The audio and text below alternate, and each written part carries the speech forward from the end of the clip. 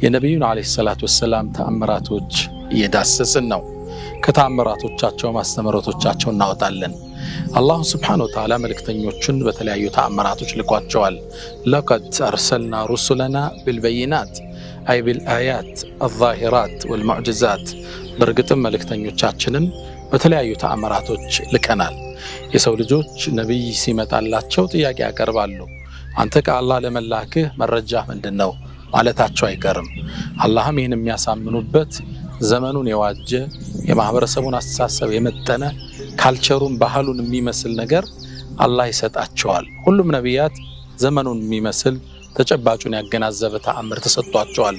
ሙዕጅዛት ማ ያዕጀዙ ዐለይሂ ልኢንሳን አን የእቲ ቢሚስሊህ፣ መሰለውን ሌሎቹ ሊያመጡት የሚከብዳቸው ነገር ይዘው መምጣታቸውን ቁርአን ዘግቦልናል። ነቢዩ መሐመድ አለይሂ ሰላቱ ወሰላም ልክ እንደ ሌሎቹ ሁሉ በርካታ ተአምራቶችን ተሰጥቷቸዋል። ዋናው ተአምራቸው ቁርአን ነው። እሱ ሙዕጅዘቱን ኻሊዳ ሕያው ለዘላለም የሆነ ተአምር ነው። ሁሌም ብርሃኑ የሚያንጸባርቅ ተአምራቶቹ ተቀድቶ የማያልቅ ቁርአን ነው። ከዛ ውጭ የሚዳበስ የሚታይ የሚሸተት የሚነካ ተአምራትን ደግሞ ሰርተው አልፈዋል። ኢማም ነወዊ في شرح ሙስሊም ላይ ከ1200 በላይ ነቢዩ ምድር ላይ ያሳዩትን ተአምር ተናግረዋል።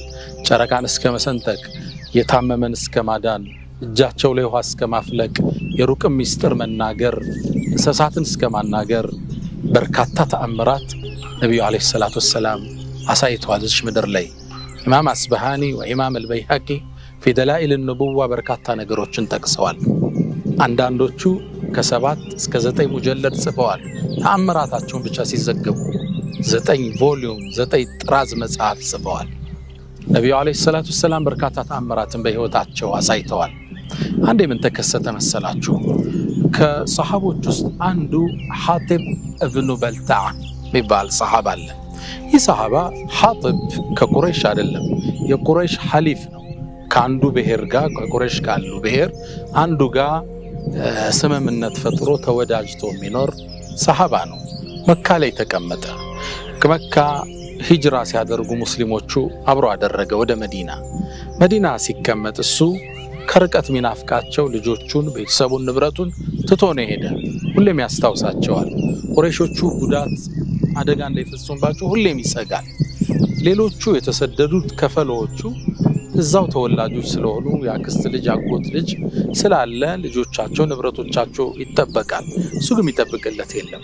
አንዴ ቁረይሽ ተበሳጭተው ይገሏቸው ይሆናል፣ ልጆቼን ንብረቴን ይወስዱት ይሆናል ብሎ ማሰብ አልቀረም።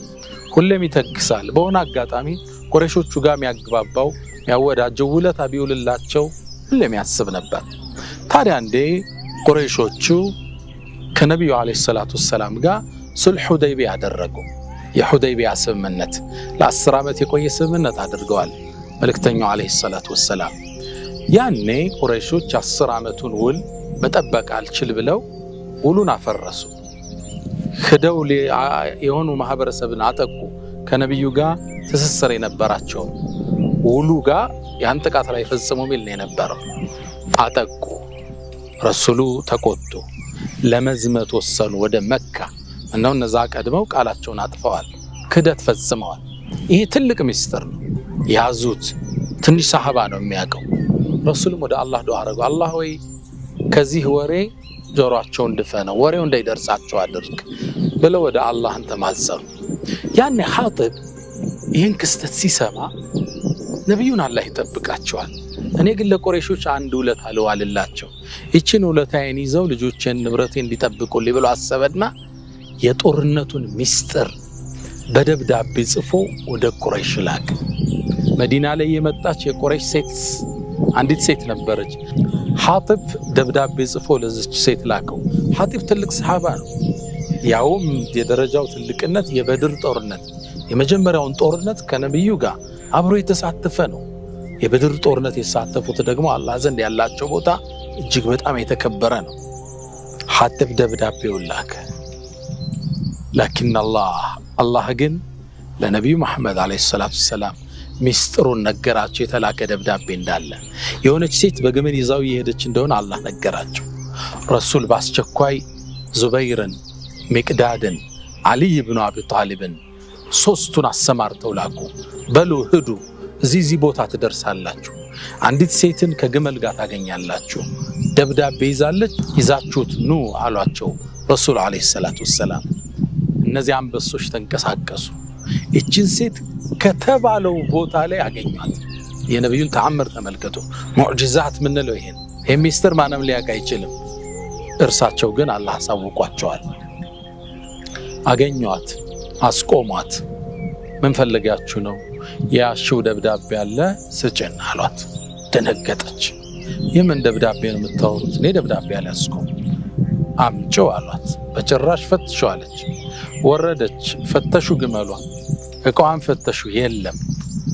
ሰይድና አሊ ግን ያውቃሉ እንዲህ አይነት ትልቅ ደብዳቤ ሚስጥራዊ ቦታ ሊቀመጥ እንደሚችል ያውቃሉ። ከውስጥ በኩል ምናምን ሊደበቅ እንደሚችል فقال والله ما كذبنا ولا كذبنا بالله ይሁንብኝ አልዋሸንም አልዋሹንም ነብያችን لتخرجن الكتاب او لتلقين الثياب አሏት። ወይ መጽሐፉን ደብዳቤውን አውጪ አሊያ ሙሉ ራቁት እናቆምሻለን አሏት። እንዴ ደነገጠች። የአልይን ንግግር፣ ኮስታራነት፣ ቁርጠኝነት ስታይ ፈራች። እነዚህ ሰዎች አውጥታ እስካልሰጠቻቸው ድረስ ራቁት እንደሚያቆሟት አውቃለች። ከሷ የሚጠበቀው አውጥታ መስጠት። ፈራችና በሉ ከኔ ዞር በሉ አውጥቼ ልስጣቸው አለች።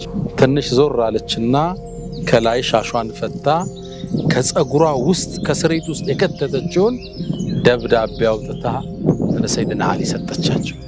ደብዳቤያቸውን ያዙ። ሻን ሰኝተው ወደ መልእክተኛው አለይሂ ሰላቱ ወሰላም አሊ ወዙበይር ወሚቅዳድ ፈረሳቸውን እየጋለቡ መዲና ገቡ። ሰሃባው ተሰብስበዋል። ደብዳቤውን አነሱና ለነብዩ አለይሂ ሰላቱ ወሰላም ሰጧቸው።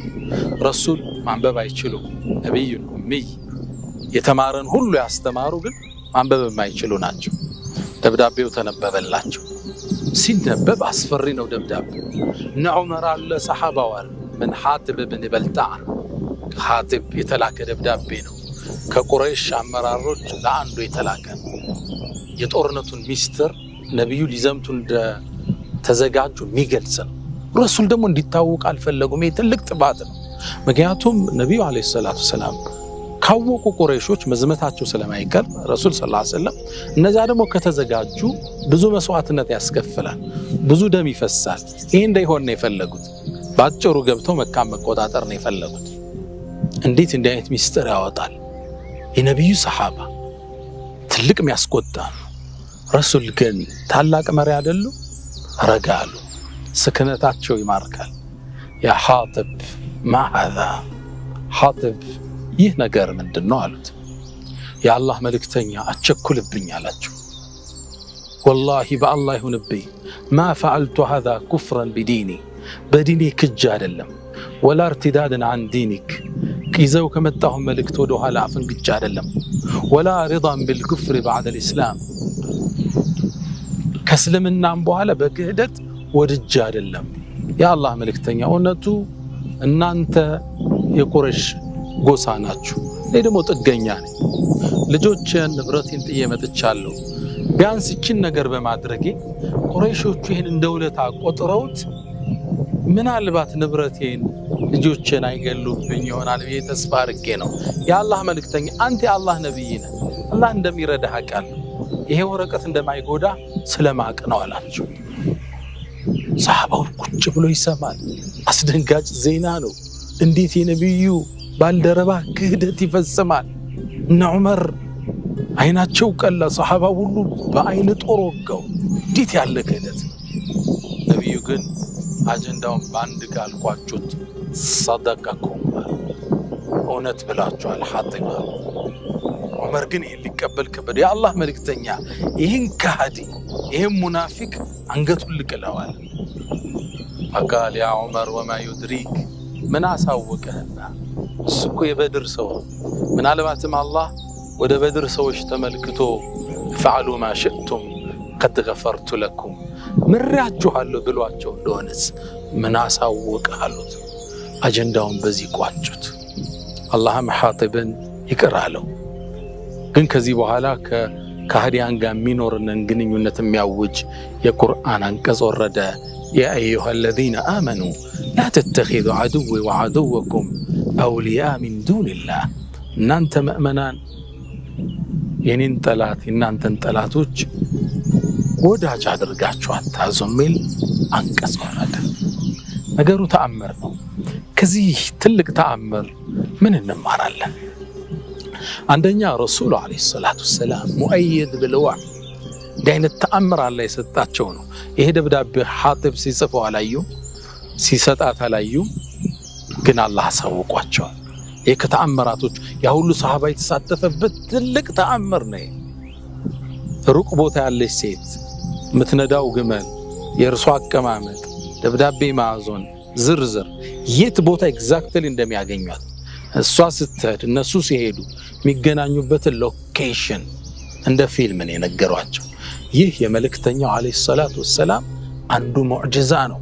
የሰሃቦችን ኢማን የጨመረ በአላህ እርዳታ ጥበቃ ስር ባለ ነብይ ጋር እንዳሉ የተማሩበት አጋጣሚ ነው።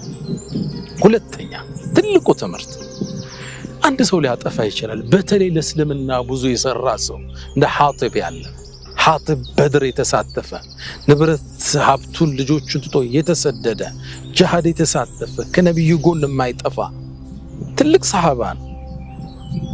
ይሄን ስህተት ፈጸመ። ነብዩ ግን በይቅርታ አለፉት። አላህ በይቅርታ አለፈው። ይሄ ለኛ ህይወት ያስፈልጋል። በጣም በሚገርመው ሁኔታ አንዳንድ ሰዎች ትላልቅ ሰዎች ለማህበረሰብ በርካታ ነገር ያበረከቱ ሰዎች አንዴ ፎልት ይሰራሉ። የሰው ልጅ አይደሉ? ካፈር ናቸው። አፈር ደግሞ ይደፈርሳል። ያኔ ስህተቱ ሲወድቁ አይን ላፈር ነው የምንላቸው። ውግዘቱ የሌለ ነው። የፌስቡክ ዘመቻው ከባድ ነው። ከማህበራዊ ግንኙነት እናገላቸዋለን። አደራ ከዚህ የምንማረው ትምህርት በተለይ ለእስልምና ትላልቅ ስራ የሰሩ ሸኾች፣ ትላልቅ ሰዎች፣ ዓሊሞች፣ የተለያዩ አመራሮች፣ ኡስታዞች፣ ዳዒዎች ፎልት ሊሰሩ ይችላል። ያኔ አስታመን የማለፍ በበርካታ መልካም ስራቸው ትንሹን የማጣፈት ልምድን ከዚህ ውስጥ እኛ እንማረዋለን። ሶስተኛ ነቢዩ ዓለይሂ ሰላቱ ወሰላም ሙአየድ ሚነ ሰማዕ መሆናቸውን ስላወቀ ነው ሐጢብ እንዲህ አይነት ስህተት የሰራው። ይህ ማለት እንዲህ አይነት ከባባድ ስህተቶች ይሰሩ ማለት አይደለም። ሐጢብ ግን እርግጠኛ ይህን ነገር ቁረይሽ እንኳን ቢሰሙ ነቢዩ መካን ከፍተው እንደሚገቡ እርግጠኛ። ሙአየድ ቢሰማ ከላይ እርዳታ የሚያገኝ ሰው ነው። ከቀኝና ከግራ ጅብሪልና ሚካኤል ሰይፍ ይዘው የሚጋደሉላቸው ነቢይ ነው። ተዓላ ለሁሉም ነቢያቶች ህዝባቸው የሚያሳምኑበት መረጃ የሚሆናቸውን ተአምራቶች እንደሰጣቸው ቁርአን ይነግረናል። ለቀድ አርሰልና ሩሱለና ቢልበይናት እኛ መልእክተኞቻችንን በማብራሪያ በመረጃ ልከናል። አይል ሙዕጅዛት አልባሂራት ተአምራትን አስዘን ልከናቸዋል። ታዲያ እነዚህ ነቢያቶች ይዘውት የሚመጡት ተአምር ጊዜውን የዋጀ የማህበረሰቡን ተጨባጭ ያገናዘበ የግንዛቤ መጠናቸውን ታሳቢ ያደረገ ነው። እነሱን የሚመስል ቀለማቸውን የሚሸት እነሱን የሚመስል ተአምራትን ይዘው ይመጣሉ። ረሱልም ዓለይሂ ሰላቱ ወሰላም ልክ እንደነሱ ሁሉ በርካታ ተአምራትን አላህ ሰጥቷቸዋል።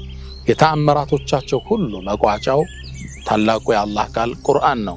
እሱ ተአምራቱ ቢዛቅ የማያልቅ ቢዘረዘር የማይነጥፍ ተአምር ነው፣ ይቀጥላል። ግን ደግሞ በተጨባጭ በህይወት ዘመናቸው የታዩ ተአምራቶች አሉ። የሚዳበስ የሚታይ የሚሸተት የሚሰማ ጨረቃን እስከ መሰንጠቅ ዝናብን እስከ ማውረድ የሩቅ ሚስጥርን እስከ መናገር የታመመን እስከ ማዳን በርካታ ተአምር እስካሁን ያየናቸውን ረሱል ሰለላሁ ዐለይሂ ወሰለም በህይወት ዘመናቸው እንዲከሰት አላህ በእጃቸው ላይ አድርጓል። አላህ በነቢዩ እጅ እንዲከሰት እኒህን ሁሉ ተአምራቶች አድርጓል። ኢማም አስበሃኒ ወኢማም አልበይሃቂ በርካታ ፊ ደላኢል ኑቡዋ ጠቅሰዋቸዋል። ኢማም እነወዊ ፊ ሸርሕ ሙስሊም ከ1200 በላይ ተአምር ተከስተዋል ይላሉ። አንዳንዶቹ 7 ሌሎቹ 9 መጽሐፍትን ጽፈዋል የእሳቸውን ተአምር ሲዘረዝሩ። በጣም በርካታ ናቸው። የተወሰኑትን ከእናንተ ጋር እያየን ነው። አሁን ደግሞ እንዴት አላህ በእጃቸው ምግብን እንዴት ይባርከው ያበዛው እንደነበር እናያለን። ሐዲስ ቡኻሪ ላይ ነው የተዘገበው። ዘጋቢው ያስተላለፈው ጃብር ነው፣ ጃብር ኢብኑ አብደላህ። ጃብር ምን ይላል? የኸንደቅ ዘመቻ ጊዜ ኸንደቅ ጉድጓድ ቁፋሮ ያረጉበት ወቅት ነው። ከባድ ውሎ ውለዋል። ፀሐይ ያለ እርቧቸዋል፣ ደክሟቸዋል። ሰሃባዎቹ መኖረስ ሰለላሁ ዐለይሂ ወሰለም ለሶስት ቀን ምግብ አልበሉ ውሃ የጠጡ ቢሆን እንጂ። ታዲያ እየቆፈሩ እያለ መሃል ላይ ትልቅ ድንጋይ ገጠማቸው። ማለፍ አልቻሉ። መቱት፣ ሊሰበር አልቻለም። መጨረሻ ወደ ማን ሄዱ? ወደ ነቢዩ አለይሂ ሰላቱ ወሰላም። የአላህ መልእክተኛ አንድ ትልቅ ቋጥኝ ገጠመን፣ መስበር አልቻልንም።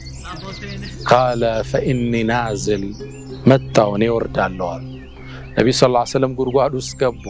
ሊደር ማለት ይሄ ነው። ከፊት ናቸው ሰለላሁ ዐለይሂ ወሰለም። ሰሃቦች ሁሉ ነገር ሲያቀታቸው ሲሳናቸው ወደ እሳቸው ነው የሚመጡት።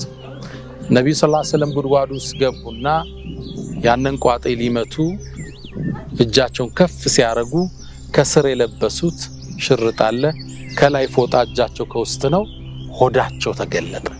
ሲገለጥ ሱብሃንአላህ ድንጋይ አስረው ነበር ሰለላሁ ዐለይሂ ወሰለም። ከረሃብ ብዛት ሆዳቸውን ወደ ውስጥ አድርገው ለማዝ አስረው ነበር። ጃብር ይሄን ሲያልቻለም ረሱልን አስፈቀደና ወደ ቤቱ ሄደ። ጃብር ወደ ባለቤቱ ተመለሰ። ብሎም ማለት ዛሬ ረአይቱ መንዘረ ሚን ረሱልላህ ማ ሊሃዛ ፊሂ ሰብር፣ ይሄን መታገስ ማንችለው ክስተት ነው የተመለከትኩት። የአላህ መልእክተኛ እርቧቸው ሆዳቸውን በድንጋይ አስረው በጣም ያማል። ምን አለሽ ቢበላል? ምንም የለኝም ኢላ ሳዑ ሚን ቡር። አንድ ሳዕ ማለት 1 ኪሎ ከ40 ግራም ማለት ነው። ትንሽ ነው አይደል? አዎ ከሷ የሆነች ገብስ አለች። ከዛ ደግሞ ትንሽ እንሰሳለችን የምትታረድ፣ ሁለቱ ብቻ ነው ያለን። እንግዲህ አላት ይችን ፍጫት። ሲፈጭ ደግሞ ያንሳላል። ፍጮ እና አቡኪው ወደ ቂጣ እንቀይረዋለን። ይችን እንሰሳዋን ደግሞ ረጅና መረቅ አርገን ቀቅለን መልእክተኛውን ጠርተን በዳቦ እንመግባቸዋለን። ነዋው ይሄን ፕሮግራም ጨረሱ። በል እንግዲህ አሁን ነብዩን ሄደ ጥራ ተባለ። ጃብር ግን አለች ሚስቱ ሲወጣ አደራህ ምግቡ ትንሽ ነው፣ ከርሳቸው ጋር 1 ወይም 2 ሰው ብቻ እንጂ ሌላ እንዳትጠራ ታየዋለህ አለች። ከዛም ጃብር ወጣ ወደ ነብዩ አለይሂ ሰላቱ ወሰላም ሄደና ፈሳረሁ ፊ ኡዙኒ፣ በጆሮአቸው አንድ ሚስጥር አላቸው። የአላህ መልእክተኛ ትንሽ ቤት ምግብ ትንሽ አዘጋጅቻለሁ። ጡዓይሙን ነው የሚለው፣ ትንሽ ምግብ አዘጋጅቻለሁ። እርሱና አንድ አሊያም 2 ሰው ይዘው ይምጡና ምሳችንን እንብላ። ነብዩ አለይሂ ሰላቱ ወሰላም ጃብርን ጠየቁት፣ ምን ያህል ነው ምግቡ አሉት። ቃለ ሳዑ ሚን ቡር፣ 1 ኪሎ ከ40 ግራም ብትሆን ምንድነች ገብስ ነው። ከዛ ደግሞ ትንሽ ያረድናት እንሰሳለች። ይሄ ብቻ ነው ያለን። ፈቃለ ነቢይ በላ ኸይሩ ከፊር፣ ይሄማ በጣም ብዙ ነው ኸይር ነው አሉና ቆሟ። መልእክተኛው ያ ትልቅ መሪ ብቻውን ሊበላ ነው? መቼ ባህሪያቸው ነውና አዩሃና ሳሉ እናንተ ሰዎች ወይ ዛሬ ምሳችሁ ጃብር ቤት ነው አሉ። ሰራዊቱን ጠሩ። ሰራዊቱ እየተንጋጋው ደብል ወደ ጃብር ቤት። ከዛም ለጃብር ምን አሉት? ጠሩና በል ሚስትህ ሊጡን ከቃው አታውጣው፣ ቅድሩንም የቀቀላችሁትንም አትንኩት እስከመጣ። ረሱላህ ሰለላሁ ዐለይሂ ወሰለም ወደ ቤታቸው አቀኑ፣ ወደ ጃብር ቤት። ጃብር ቀድሞ ወደ ሚስቱ ሄደ። ቃለ ሀለክት፣ ወይኔ ዛሬ ጉድ ተሰራን አላት። ምን ገጠመ አለች። ነብዩ አለይሂ ሰላቱ ሰላም እኮ ሰራዊቱን ይዘውት መጡ። ሚስቱ ወይኔ ጉድ ያለች። ምን ተፈጠረ? ለብቻው ንገረው አላልኩም አለች።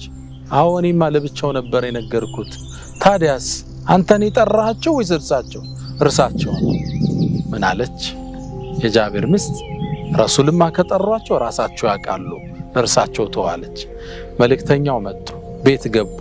ሊጡ እንደተቦካለ የጃብር ሚስት በይ አብራሽ የምትጋግር ሴት አምጫሏት። አንዲት ትንሽ 1 ኪሎ ከ40 ግራም ነው። ሌላ ሰው ለምን ያስፈልጋል? ተአምር ልናይ ነው። አሁን ሙዕጅዛቸው ሊገለጥ ነው። እርሳቸው ኪችን ገቡ። ቂጣው ይጋገራል።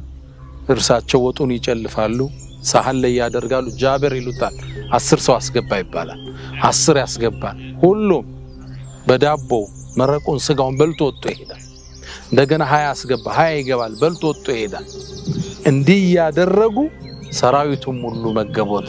ረሱሉ አለይሂ ሰላቱ ወሰላም ጃብር ተጠየቀ፣ ከም ኩንቱም ቡኻሪ ላይ ያለ ሐዲስ ስንት ነበራችሁ قال كنا 1000 ስንት ነበርና 1000 ሰው ነበርና 1000 ሰራዊት ገብቶ ያችን ትንሽ ስጋና ዳቦ የጃብር ሚስት ምን ትላለች ሊጡን ልክ ሳወጣው ሌላ ሊጥ እዛው ላይ ይበቅላል ትላለች አሁንም ሲቆረስ ሌላ ሊጥ አብሮ ይበቅላል እዛው ላይ ይበቅልበታል አዲስ ነገር አብሮ ይወጣዋል 1000 ሰራዊት ረሱል ኪችን ሆነው ሁሉም መግበው ከጨረሱ በኋላ እርሳቸው ቁጭ ብለው ተመግበው ለነጃቢር በረከቱን ሌላውን አስቀምጠው መልእክተኛው ወጡ ይሄ ትልቅ ተአምር በጣም ትልቅ ተአምር ከዚህ ምን እንማራለን አንደኛ አላህ Subhanahu Wa Ta'ala በነብዩ እጅ ምግብን እንዴት ይባርክ ያበዛ እንደነበር እናያለን ሁለተኛ ረሱል አለይሂ ሰላቱ ወሰለም ከሰሃቦች ጋር ነብይ ነኝ መሪ ነኝ ያላሉ ያሁን መሪዎቹን በጥቁር መስታወት ልናያቸው አንችልም መኪናቸው የተጠበቀ በተከበረ ቤት ውስጥ ነው የሚኖሩት እርሳቸው ሰው ጋር ናቸው እርሳቸው ማህበረሰቡ ጋር ናቸው 3 ቀን ሙሉ ከውሃው ውጭ ምግብ አልበሉ ሆዳቸውን በድንጋይ አስረዋል የሶሳይቲው ምስል ነበሩ ከሶሳይቲው የተለዩ አልነበሩም ረሱሉ አለይሂ ሰላቱ ወሰለም ሶስተኛ በጣም የሚደንቀኝ ነው እዚህ ላይ ነብይ ናቸው ቁጭ ብለው አይመገቡም እንዴ ኪችን ገቡና ሰራዊቱን አስተናገዱ ይሄ ነው እኮ ረሱልን ሰለላሁ ዐለይሂ ወሰለም እንዲፈቀሩ ያረጋቸው ይሄ ነው እኮ ቢነፍዲከ ቢአቢ አንተ ወኡሚ ያሏቸው ላንተ እንሰው ያሏቸው እኮ ኑረው አሳዩአቸው ከነሱ በላይ ሆነው ተመለከቷቸው የአላህ መልእክተኛ አስተናጋጅ ሆነው ተመግበስቶታ አራተኛ ነብዩ መሐመድ ሰለላሁ ዐለይሂ ወሰለም ምን ያህል ሰዓት ነው ኪችን ውስጥ የቆሙ ልብ በሉ ምን ያህል ሰዓት ነው የቆሙት 10 ሰው ገብቶ ለመስተናገድ ስንት ደቂቃ ይፈጃል 2 ደቂቃ በሉት እስኪ በ2 ደቂቃ በልተው ወጡት እሰቡት እርቧቸዋል ስለዚህ የሚበሉት የትናንትን ረሃብና ነገ እንደይረባቸው በደንብ በልተው ነው የሚወጡት ልብ በሉ ስንት ደቂቃ ይፈጃሉ ምግቡ ሲቀርብ ለመመገብ 2 ደቂቃ ፈጅቷል ብንል 10ሩን በአጠቃላይ ሲቀርብ ሲነሳ ሰዓቱን ተውት 2 ደቂቃ ባደርገው 100 ዙር ስለገቡ 10 ይሆኑ 1000 ሰው 200 ደቂቃ ፈጅቷል ያ ማለት 3 ሰዓት ከ20 ደቂቃ ያህል በትንሹ ነብዩ አለይሂ ሰላቱ ወሰለም ኪችን ውስጥ ቆመው አስተናግደዋል ሰዓቱ ሙቀቱ አለ ዳቦ ይጠበሳል ይጋገራል ወጥ ያደረጉ እየሰጡ ማለት ነው ለዛ ነው አላህ ወኢንነከ ለዓላ ኹሉቅን ዐዚም ያላቸው አንተ በታላቅ ስነ ምግባር ውስጥ ነህ እንዴት ስነ ምግባር ምድር ላይ የለም አንድ መሪ ኪችን ውስጥ ገብቶ ውሃ አድርጎ ምግብ አዘጋጅቶ ሰጥቶ 3 ሰዓት ሙሉ ቆሞ በትንሹ አለይከ ሰላቱ ወሰላም ብዙ አስተምሮት እናወጣለን የጃቢርን ደግነት በለለው ላይ የነበረውን ተአምር እናያለን ታዲያ ጃቢር ምን አጣ ያን ሁሉ በመመገቡ ሰበብ በመሆኑ አጅር አለው ይሄው ታሪኩ ተዘግቦ ዛሬ ነው ለእናንተ ቡኻሪ ላይ አንስቼ አስተውሳችኋለሁ በተወሳ ቁጥር ጃቢር አጅሩ ይጨምራል ለሌላው ተምሳሌት ሆኖ አልፏል اللهم صل وسلم على نبينا محمد ሌላ ተከታይ ተአምራቶችን ዝርዝር እንመለከታለን وبإذن الله وبتوفيق الله السلام عليكم ورحمة الله تعالى وبركاته